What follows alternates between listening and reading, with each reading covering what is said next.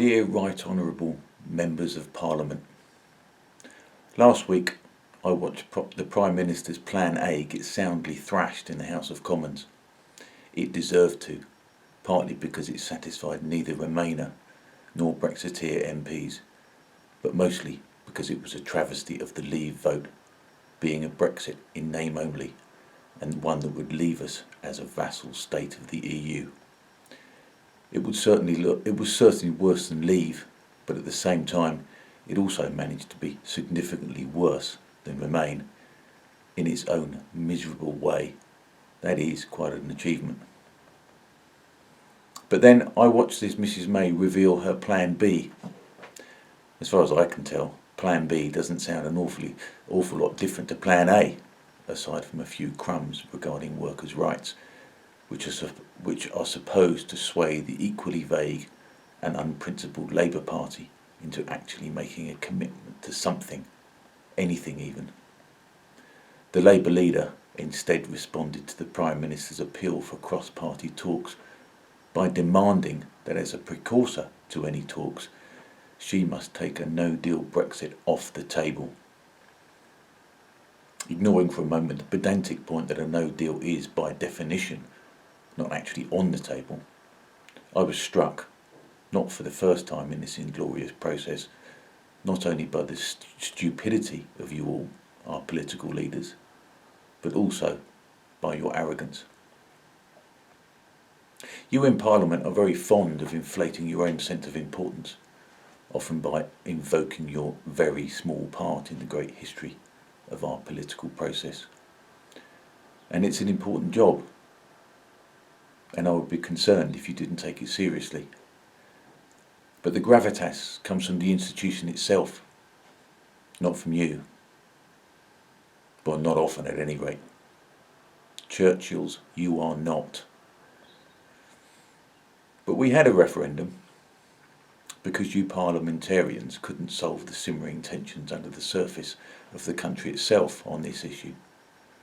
The referendum effectively went over the heads of Parliament, over your heads, and in doing so, it changed the status of MPs. Rather than being the proud upholders of an ancient democracy, as you are wont to view yourselves, I'm afraid to inform you that you have been reduced to the status of mere functionaries. We told you what to do. You should have done it. You MPs often assert how Parliament is sovereign. Is it? Well, if it is, then why did we have a referendum? We had a referendum because, despite what the statute books may say, the people, and not Parliament, are ultimately sovereign. And you know it. And despite you endlessly telling us how Parliament must have a say, you know that we know it. So when Jeremy Corbyn demands that Mrs May take no deal off the table as a precondition to a cross-party consensus that she is desperately seeking in the absence of any other workable plan that might get her truly terrible deal through, they are both attempting to outdo each other in just how much they can betray those that they are accountable to. In fact, they are actually conniving with each other by attempting to engineer out the possibility of a no deal. Corbyn, by having caved into the Remainers in his party, has not only gone against his own instincts, but has also sacrificed his much vaunted principles that Momentum and Corbynistas crow about so much, in a naked attempt to grab power at any cost. Where are your principles now, comrade? And Theresa May is not so much falling into Corbyn's trap, but diving headlong into it. By accepting the premise that a no deal must be avoided at all costs, despite her much quoted "a no deal is better than a bad deal," she then responds by saying that a second referendum would be a betrayal of the British people's decision. No shit. As would revoking Article 50. Really no fucking shit. And so the only alternative is to accept her worst of all worlds national humiliation of a deal that precisely no one wants. No one except the EU, that is. So all this posturing that you lot are constantly engaged in is really beginning to get my goat. I know that the result was close, but it was clear. You had your instructions. They're not difficult to follow. Well, they wouldn't be difficult to follow for normal people. You know, people with just a normal level of arrogance, i.e. not much. The kind of arrogance that gets knocked out of people when they go from university, say, and into their first job. Or, and perhaps this is a more fitting analogy, when they go from primary school to big school. That kind of arrogance. But somehow, despite the clarity of your instructions, you still fail to understand your role in this. So perhaps I need to say it again. Do what you're told. Deliver Brexit. We didn't tell you to go off-piste and start interpreting the result. We didn't tell you to go off spiralling and freestyling like some prima donna jazz musician. Nobody voted to be poorer, you say. How do you know? That wasn't the question. And maybe to the people of this country, just maybe, there might actually be things that are somewhat more important than money. I appreciate that this may be difficult for you to understand, moving in the circles that you do. But it's not your job to understand. In this case, since you asked us, remember, your job is to do as you're told. Perhaps you disagree with our answer, but I say again, that's not your concern. This isn't even about the result, and it's something that Remainers should be equally concerned about. It's about honouring the decision. Of course, you are quite at liberty to air your views and to tell us that we've made a mistake. It is also your right, and perhaps even your responsibility, to attempt to persuade us to change our mind. It is not, however, your responsibility to attempt to thwart and undermine at every turn that decision, the decision that we, your employers, have made. It is also not your responsibility, and is in effect tantamount to a serious dereliction of your duties, and could even be labelled treachery, to have actually made no provision for the last 2.5 years for the likelihood, yes, because the default position should have been viewed as the likelihood of a no-deal Brexit. And to get to this point, with less than 9 weeks to go, and then to tell us that we need an extension of Article 50 because we're not ready, in any other line of work, that'd be a sacking offence. How come we're not ready? What have you been doing for the past 30 months?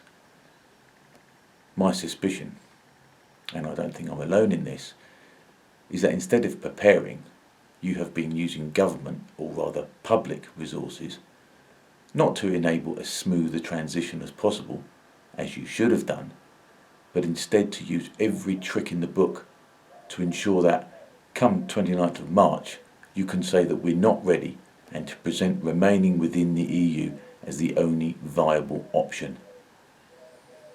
You think we're going to fall for that? Think again. You do that, and we'll never trust you again. So all you right honourable members, on all sides of the House, who are doing your level best to frustrate a no-deal Brexit, you're exceeding your brief. You are going beyond your remit. Or since you seem incapable of understanding anything else, perhaps you'd like it in plain English. This ain't your job, pal. The decision has already been taken.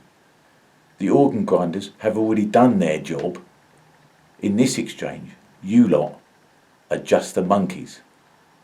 So monkey see, monkey do. So I would say to Theresa May and the great rump, how poetic, of the Conservative Party, you try and fudge this and frustrate Brexit because so many of you are Remainers. Don't think we won't notice. Stupid we may be, but we are not so stupid as to not recognise a stitch-up when we see one. Because when a government willfully and deliberately and with malice aforethought actively goes against the will of the majority of the electorate to satisfy its own agenda, we know what to call it. When it looks like it, talks like it, and stinks like it, we call it what it is: fascism. And despite what all the snowflakes may say, we don't like fascists in this country, and we won't forget that it was the Conservative Party that ushered it in. It may actually be the last thing that the Conservative Party ever does. So you think about that in the coming days and weeks. You do that, and we will never trust you again. Enter the Labour Party, who somehow believe that they might win power on the back of the disintegration of the Tories, that they will inherit the prize of governance in some grubby, unprincipled backroom deal by sacrificing Scotland to the SNP, Ulster to the Republic, and what's left of the UK to be the EU's bitch forevermore. Don't think there won't be consequences for that. So you also, in Her Majesty's loyal opposition, you think about that in the coming days and weeks. I voted Tory and I voted Labour, but you do that and I, for one, will never trust you again.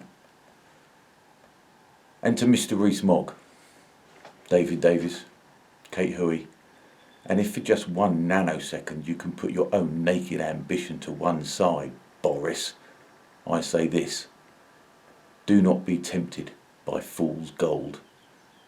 Do not allow yourselves to be led down the path of compromise.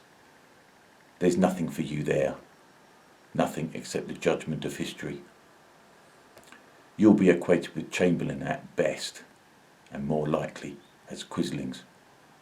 You will be the men and women who could have stopped the extinction of our nation, of 1,141 years of England as a nation, 953 years unconquered, and over 3 centuries since Scotland and Wales put the Great in Britain, only for it to be negotiated away on your watch by a simple majority in Parliament. You'll be remembered as the ones who could have stopped it, but didn't. So stiffen those sinews, gentlemen. We have believed in you. Don't you pussy out now. Don't you dare. Don't you bloody dare. If Brexit is to be revoked, if it is to be betrayed, don't let those who will do the betraying off the hook by allowing them to cloak their treachery in their respectable fiction of a parliamentary majority. Let the world see them for the traitors that they are, that they really are. Let the world see that when they had a choice between uncomfortable but meaningful, glorious and genuine democracy and easy, casual tyranny, they chose the latter. Have no part in it. Nothing you do from this moment on will ever be more important.